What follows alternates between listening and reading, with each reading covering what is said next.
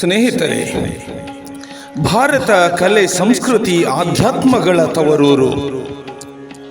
ಇಂದಿನ ವಿಜ್ಞಾನಕ್ಕೆ ಸವಾಲೆಸೆದಂತೆ ತೋರುವ ನಮ್ಮ ಪೂರ್ವಜರ ಜ್ಞಾನ ಅತ್ಯದ್ಭುತ ರಚನೆಗಳು ಭಾರತೀಯ ಸಂಸ್ಕೃತಿಯ ಅಂತರಾಳದಲ್ಲಿ ಗುಪ್ತವಾಗಿರುವ ಚೇತನಕ್ಕೆ ಸಾಕ್ಷಿ ಎಂಬಂತೆ ಆಧುನಿಕ ಸಮಾಜವನ್ನೇ ಆಶ್ಚರ್ಯಚಕಿತರನ್ನಾಗಿಸುತ್ತಿದೆ.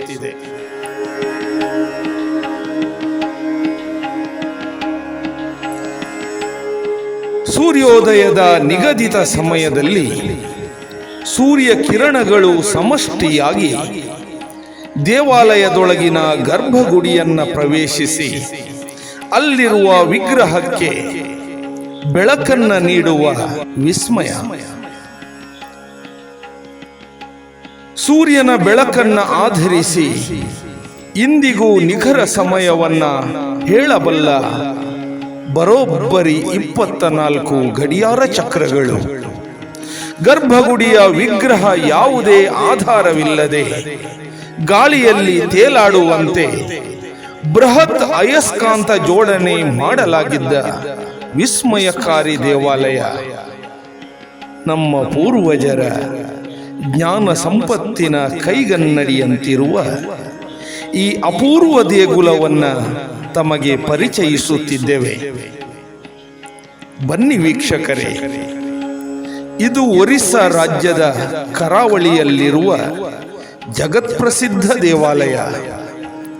ಖಗೋಳ ವಿಜ್ಞಾನ, ಜೀವಶಾಸ್ತ್ರ, ಸೃಷ್ಟಿಯ ರಹಸ್ಯ, ಮನಶಾಸ್ತ್ರ, ತತ್ವಶಾಸ್ತ್ರಗಳನ್ನು ಒಳಗೊಂಡ ನಮ್ಮ ಪೂರ್ವಜರ ಅತ್ಯದ್ಭುತ ರಚನೆ.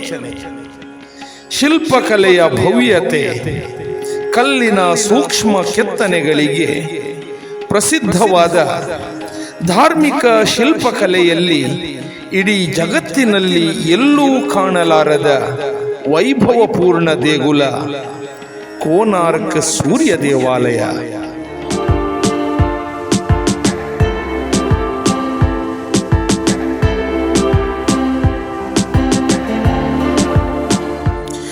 ಸಾವಿರದ 1984ರಲ್ಲಿ ಯುನೆಸ್ಕೋದಿಂದ ವಿಶ್ವ ಪಾರಂಪರೆಯ ತಾಣವೆಂದು ಮಾನ್ಯತೆ ಪಡೆದ ಮೇರು ಕಲಾಕುಸುಮ 24 ಚಕ್ರಗಳೊಂದಿಗೆ ಕಲ್ಲಿನ ರಥದಂತೆ ಸಪ್ತ ಅಶ್ವಗಳು ಈ ರಥವನ್ನ ಎಳೆಯುತ್ತಿರುವಂತೆ ರಥದೊಳಗೆ ವಿರಾಜಮಾನನಾದ ಸೂರ್ಯದೇವನ ಈ ಭವ್ಯ ದೇಗುಲ ನಮ್ಮ ಪ್ರಾಚೀನ ವಾಸ್ತುಶಿಲ್ಪ ಶಾಸ್ತ್ರಜ್ಞರ ಬಗ್ಗೆ ಗೌರವವನ್ನ ಹೆಚ್ಚಿಸುತ್ತಿದೆ. ಭಾರತೀಯ ಶ್ರೀಮಂತ ಸಂಸ್ಕೃತಿಯ ಬಗ್ಗೆ ಹೆಮ್ಮೆ ಪಡುವಂತೆ ಮಾಡುತ್ತಿದೆ.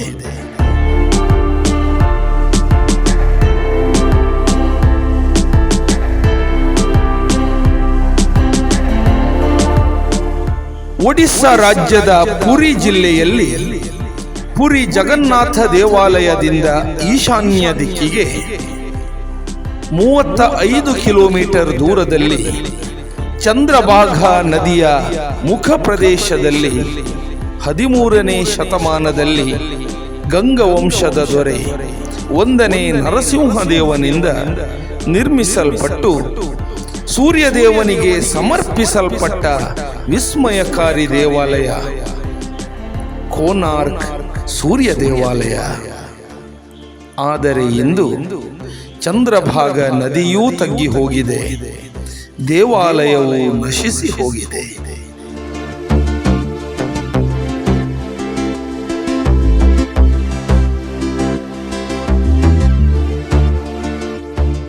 ಶ್ರೀಕೃಷ್ಣನ ಮಗ ಸಾಂಬ ಕುಷ್ಠರೋಗಕ್ಕೆ ತುತ್ತಾದಾಗ ಪರಿಹಾರಕ್ಕಾಗಿ ಚಂದ್ರಭಾಗಾ ನದಿ ತೀರದಲ್ಲಿ ಸೂರ್ಯಾರಾಧನೆ ಮಾಡಿದಾಗ ಅವನ ಕಾಯಿಲೆ ವಾಸಿಯಾಯಿತು. ಅವನು ನದಿಯಲ್ಲಿ ಸ್ನಾನ ಮಾಡುವಾಗ ಅವನಿಗೆ ಸೂರ್ಯನ ವಿಗ್ರಹ ಸಿಕ್ಕಿತಂತೆ. ಅದನ್ನು ತಂದು ಇಲ್ಲೊಂದು ಆಲಯವನ್ನ ಸಾಂಬ ನಿರ್ಮಾಣ ಮಾಡಿದನೆಂದು ಪುರಾಣ ಕಥೆ ಹೇಳುತ್ತದೆ.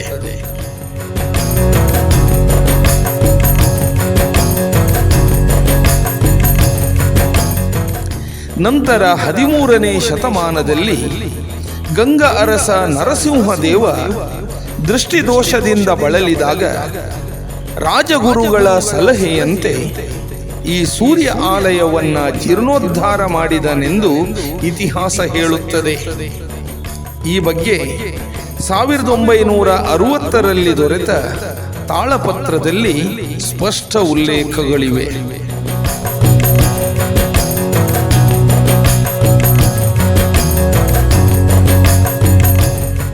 ದಂತಕಥೆಗಳ ಪ್ರಕಾರ ಈ ರಹಸ್ಯಮಯವಾದ ದೇವಾಲಯದಲ್ಲಿ ವಾಸ್ತುಶಿಲ್ಪಿಯೊಬ್ಬನ ಮಗ ಆತ್ಮಹತ್ಯೆ ಮಾಡಿಕೊಂಡಿರುವುದರಿಂದ ಯಾವುದೇ ಪೂಜೆ ಇಲ್ಲಿ ನಡೆಯುವುದಿಲ್ಲ. ವಾಸ್ತುಶಾಸ್ತ್ರ ಸರಿಯಾಗಿ ಪಾಲನೆ ಮಾಡದೇ ಇರುವುದರಿಂದ ವಾಸ್ತು ದೋಷ ಹೊಂದಿದೆ, ಆದ್ದರಿಂದ ಪೂಜೆ ಇಲ್ಲ ಎಂದು ಹೇಳಲಾಗುತ್ತಿದೆ. ಈ ದೇವಾಲಯದ ನಿರ್ಮಾಣಕ್ಕೆ 52 ಟನ್ ತೂಕದ ಬೃಹತ್ ಅಯಸ್ಕಾಂತವನ್ನು ಜೋಡಿಸಿ ಗರ್ಭಗುಡಿಯ ವಿಗ್ರಹ ಯಾವುದೇ ಆಧಾರವಿಲ್ಲದೆ ಗಾಳಿಯಲ್ಲಿ ತೇಲಾಡುವಂತೆ ವ್ಯವಸ್ಥೆ ಮಾಡಲಾಗಿತ್ತು. ಇದು ಸಮುದ್ರದಲ್ಲಿ ಸಾಗುತ್ತಿರುವ ಪೋರ್ಚುಗೀಸರ ಹಡಗುಗಳ ದಿಕ್ಕು ತಪ್ಪಿಸುತ್ತಿತ್ತು. ಹೀಗಾಗಿ ಅವರು ಗೋಪುರವನ್ನು ಧ್ವಂಸ ಮಾಡಿದರು ಅಂತಾನೂ ಹೇಳ್ತಾರೆ. ಆದರೆ ಈ ಬಗ್ಗೆ ಯಾವ ದಾಖಲೆಗಳು ನಮಗೆ ಸಿಗುವುದಿಲ್ಲ.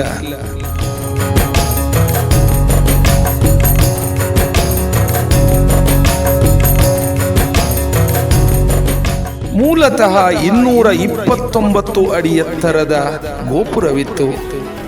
1837ರಲ್ಲಿ ಅದು ನಾಶವಾಯಿತು.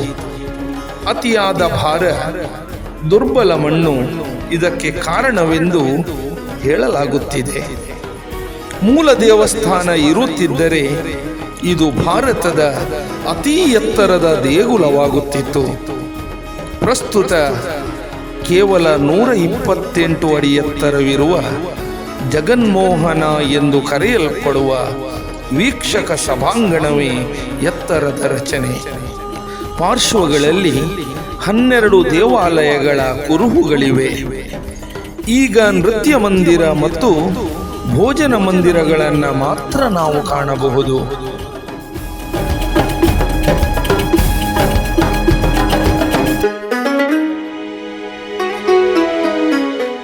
ಅದು ಏನೇ ಇರಲಿ ಸ್ನೇಹಿತರೆ, ಮುಸ್ಲಿಂ ದಾಳಿಕೋರರ ಆಕ್ರಮಣಕ್ಕೆ ಈಡಾದ ಬಗ್ಗೆ ಸಾಕಷ್ಟು ಉಲ್ಲೇಖಗಳಿವೆ.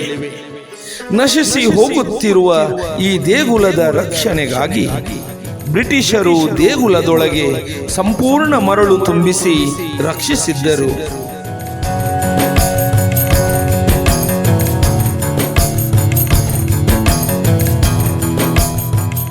ವೀಕ್ಷಕರೇ, ವಿಜ್ಞಾನ, ಸಂಸ್ಕೃತಿ, ಮಾನವ ಜ್ಞಾನಗಳ ಅದ್ಭುತ ಸಂಗಮವಾದ ಈ ಕೋನಾರ್ಕ್ ಸೂರ್ಯ ದೇಗುಲದಲ್ಲಿ ಯಾವುದೇ ಪೂಜೆಗಳು ನಡೆಯುತ್ತಿಲ್ಲವಾದರೂ ದೇಶ ವಿದೇಶಗಳಿಂದ ಸಹಸ್ರ ಪ್ರವಾಸಿಗರು ದಿನನಿತ್ಯ ಭೇಟಿ ನೀಡುತ್ತಿದ್ದಾರೆ.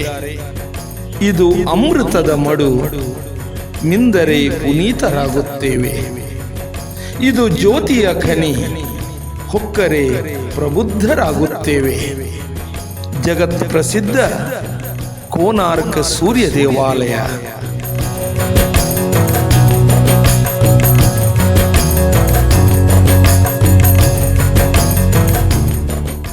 ವೇದ ವಿಜ್ಞಾನದಲ್ಲಿ ಸೂಚಿಸಿದಂತೆ ಸಪ್ತಾಶ್ವದ ರಥದಲ್ಲಿ ಸೂರ್ಯ ಬರುತ್ತಾನೆ. ಇದನ್ನೇ ಪ್ರತಿಬಿಂಬಿಸುವ 7 ಅಶ್ವಗಳು, ದಿನದ 24 ಗಂಟೆಗಳನ್ನು ಪ್ರತಿಬಿಂಬಿಸುವ 24 ಸೂರ್ಯ ಚಕ್ರಗಳು, ದೇಗುಲದ ತಳಭಾಗದಲ್ಲಿ ವನ್ಯಜೀವಿಗಳ ಚಿತ್ತಾರ, ಅದರ ಮೇಲೆ ನೃತ್ಯ ಶಾಸ್ತ್ರದ ಶಿಲ್ಪಗಳು, ಇನ್ನೂ ಮೇಲೆ ಶೃಂಗಾರ ಶಿಲ್ಪಗಳು, ಗೋಪುರದ ಮೇಲೆ ದೇವಾನುದೇವತೆಗಳ 100 ವಿಗ್ರಹಗಳು. ಜೀವನದಲ್ಲಿ ಒಮ್ಮೆಯಾದರೂ ನೋಡಲೇಬೇಕಾದ ದೇವಾಲಯವಿದು ಸ್ನೇಹಿತರೆ. ಖಗೋಳ, ಜೀವವಿಜ್ಞಾನ, ಸಮಾಜಶಾಸ್ತ್ರ, ತತ್ವಶಾಸ್ತ್ರ, ಮನಃಶಾಸ್ತ್ರಗಳೆಲ್ಲವನ್ನ ಮೇಳೈಸಿ ನಿರ್ಮಿಸಿದ ಈ ದೇಗುಲ ದರ್ಶನಕ್ಕೆ ಒಮ್ಮೆಯಾದರೂ ಪ್ರಯತ್ನ ಮಾಡಿ. ಇಂತಹ ಮೇರು ಕೃತಿಯನ್ನ ನಮಗೆ ನೀಡಿದ ಪ್ರಾಚೀನ ಭಾರತೀಯ ತಂತ್ರಜ್ಞಾನಕ್ಕೆ ಈ ಜ್ಞಾನವನ್ನರ್ಪಿಸಿದ ಪುರಾತನ ವಾಸ್ತುಶಿಲ್ಪಿಗಳಿಗೆ ಶತಕೋಟಿ ಪ್ರಣಾಮಗಳು.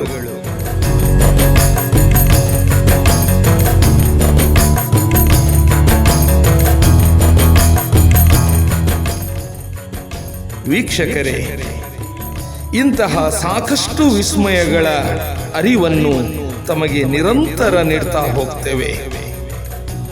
ನಿಮ್ಮ ಬೆಂಬಲದ ಸಂಕೇತವಾಗಿ ನಮ್ಮ ಶೆಣೈ ಕ್ರಿಯೇಷನ್ ಚಾನೆಲ್ ಅನ್ನ ದಯವಿಟ್ಟು ಸಬ್ಸ್ಕ್ರೈಬ್ ಮಾಡಿಕೊಳ್ಳಿ. ಭಾರತೀಯ ಸಂಸ್ಕೃತಿ ಪರಂಪರೆಯ ಬಗ್ಗೆ ಗೌರವ ಅಭಿಮಾನದ ದ್ಯೋತಕವಾಗಿ ಈ ವಿಡಿಯೋ ಲಿಂಕ್ ಅನ್ನ ಸ್ನೇಹಿತರ ಜೊತೆ ಶೇರ್ ಮಾಡಿ. ಸ್ನೇಹಿತರೆ, ಎಲ್ಲರಿಗೂ ವಂದನೆಗಳು.